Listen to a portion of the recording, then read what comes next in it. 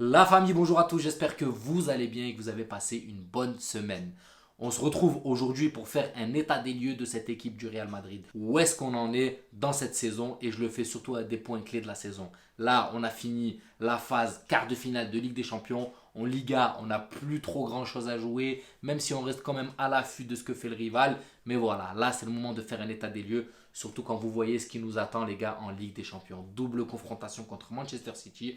Et on va parler bien sûr aussi du match de hier qui a opposé le Bayern à Manchester City. Franchement, quand vous regardez le match de hier, c'est pas un Manchester City imparable que j'ai vu. C'est plus un Bayern en très grande difficulté devant les cages, en manque d'efficacité face au but, plus qu'un City imparable qui a fermé clairement la porte. Franchement, on voit que City s'est amélioré en défense. La charnière centrale Ake, Dias et Akenji, on voit que voilà, ça a été travaillé par Guardiola. Mais cette équipe n'est pas infaillible, les gars. Cette équipe n'est pas infaillible. Pourquoi? Parce que les gars, le match de l'année dernière, les doubles confrontations pardon, de l'année dernière ont laissé des traces à Pep Guardiola. Pour lui, il a essayé de corriger la chose. Mais Guardiola a un tempérament, les gars, vous voyez, il est trop dans la tactique. Qui laisse des fois moins les joueurs s'exprimer. On est d'accord, on le voit, les gars. On voit que déjà, voilà, Guardiola, il est tout le temps en feu sur le banc. Contrairement à Carlito, voilà, qui a une sérénité dans le banc. Tu peux prendre un but, deux buts, tu sais que Carlo va rester zen. Lui, il est dans la surtactique. Guardiola, il est dans la surtactique et ça peut lui porter préjudice, les gars. C'est pour ça que je dis, attention, je commence déjà à voir des messages sur Twitter, pardon, où ça commence déjà à descendre le Real. Le Real, vous êtes fini cette année, City avec Haaland. Calma, parce que l'année dernière, on nous a tués. Pendant les phases de poule, on nous a tués déjà. Et en finale, on a gagné. Donc calmez-vous, les gars. Calmez-vous. Vous n'avez pas encore pris les leçons de l'année dernière? Les gars, tu peux pas venir et éteindre le Real comme ça, juste parce que tu as un soi-disant Haaland devant qui est phénoménal. Hein, je lui enlève rien. Que tu es là, tu commences déjà à éteindre le Real Madrid. Non, calme. Le match ne s'est pas encore joué. Faut pas commencer à. Même Guardiola lui-même l'a dit. Alors c'est pas vous les tweetos là qui vont venir et qui vont commencer à descendre le Real Madrid, les gars. Même Guardiola l'a dit. Une double confrontation contre le Real Madrid, c'est dangereux. Il faut faire gaffe. Il faut faire gaffe. Donc là où j'en reviens, les lacunes que j'ai pu repérer contre Manchester City hier face au Bayern, c'est que on croirait que Guardiola a voulu avoir la maîtrise du ballon. Mais non, les gars, non. Et je dirais même qu'il s'est inspiré du match de Carlo Ancelotti, du match retour contre Chelsea. Pourquoi? Parce que d'habitude, vous connaissez les gars le tempérament de Guardiola. C'est un coach qui aime avoir la possession. C'est un coach qui aime avoir la maîtrise du ballon au milieu de terrain. C'est un coach qui aime la possession de balle. On est d'accord. C'est un coach qui aime avoir la maîtrise du ballon. Hier, il n'a pas cherché à avoir cette maîtrise du ballon. Il est allé contre nature, contre ce qu'il aime faire. Pourquoi? Parce qu'il s'est dit, je gagne 3-0. Pourquoi je vais aller prendre des risques comme j'ai l'habitude de faire? Là, on va jouer un peu plus sérénité. Et c'est ce qu'il a fait. Au début, on avait tendance à croire que City allait jouer haut, machin. Mais après, quand tu regardes au fur et à mesure du jeu, City a rejoué bas. Akenji et Dias et Ake, on a eu tendance à croire qu'ils allaient chercher haut. Mais quand tu les voyais, ils faisaient attention. Ils étaient quand même entre la ligne médiane et Ederson. Donc tu voyais que voilà, il y avait quand même des risques qui étaient pris et qui étaient mesurés. Mais quand le risque a été pris et que tu les voyais dépasser cette ligne médiane où tout le monde montait un peu, tu voyais Kingsley Coman qui leur mettait la misère, que ça soit au centre ou sur les côtés. Au centre ou sur les côtés, tu voyais que Kingsley Coman leur a mis le feu et malheureusement, voilà, il n'a pas été appuyé par ses collègues. Pour moi, le Roi Sané fait un très très mauvais match. Il a eu des occasions de remettre le Bayern dedans, il les a pas saisis. Et c'est là où je dis que j'ai plus vu un Bayern en manque d'efficacité devant la cage, devant le but, qu'un City imparable comme on peut le vendre sur Twitter et compagnie. Enfin bref, maintenant je parle de nous, le Real Madrid. Comment on va pouvoir exploiter ces failles?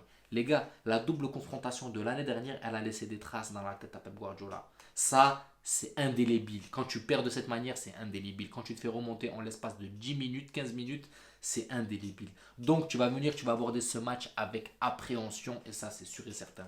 Et c'est là où nous, on doit être intelligent. Parce que là, c'est pas comme l'année dernière les gars. L'année dernière, on a commencé le match aller chez eux. Donc le match retour se terminait chez nous. Donc ça, pour moi, c'est un gros plus qu'il ne faut pas sous-estimer. Cette année, on n'a pas ce plus. Cette année, on commence chez nous et on finit chez eux. Donc là, le plus important, c'est de mettre le maximum de buts possible chez nous. Chez nous, pourquoi? Parce que chez eux, ça va être compliqué. On le sait, c'est eux qui vont avoir l'avantage. On est d'accord.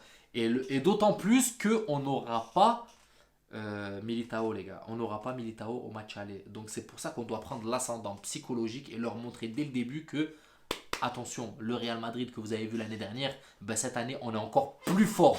On est encore plus dangereux. Donc voilà, c'est pour ça que je vous dis, les gars, ce Manchester City n'est pas imparable. N'est pas imparable. Parce que là, ce que je vois sur Twitter, c'est comme si, les gars, ça y est, on était cuits. Franchement, regardez, les gars, les tweets. Les gens enterrent le Real Madrid. Bon, après, à mon avis, ça doit être des Catalans. Hein, mais ils enterrent le Real Madrid comme si ça y est, le Real sort en demi cette année. C'est Manchester City qui prend la Ligue des Champions. Mais vous êtes sérieux, les gars, ou quoi?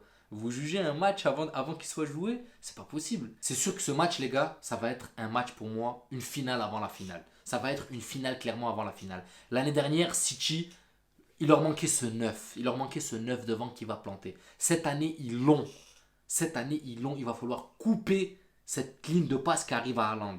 Il va falloir couper ça. Et quand on sait que le mec, c'est un Golgoth, c'est un Viking devant, il est difficile à bouger, et qu'on n'a pas Militao, après on a Rudiger. Rudiger, pour moi, on peut lui faire confiance. Au match aller, on pourra lui faire confiance. C'est pour ça que je dis offensivement, on aura besoin de nos armes. Offensivement, on aura besoin de Vini et de Rodrigo et d'un grand Nueve. Et pourquoi je dis ça, les gars? Pourquoi j'ai envie de souligner un truc? C'est que quand vous regardez le match contre Chelsea, les gars, il y a un truc que je souligne tout le temps, que je dis, si Rodrigo se met à jouer à droite comme il joue à gauche, il va flinguer tout le monde. Regardez le match retour contre Chelsea, les gars. Quand Rodrigo s'est mis dans sa tête qu'il est ailier droit, qu'il n'y a pas besoin d'aller chercher la surcombinaison côté Vinicius. Et ça nous permet que quand un joueur est un peu en dessous, l'autre prend le relais. Quand on a les deux qui sont virevoltants, ben là on peut éteindre tout le monde.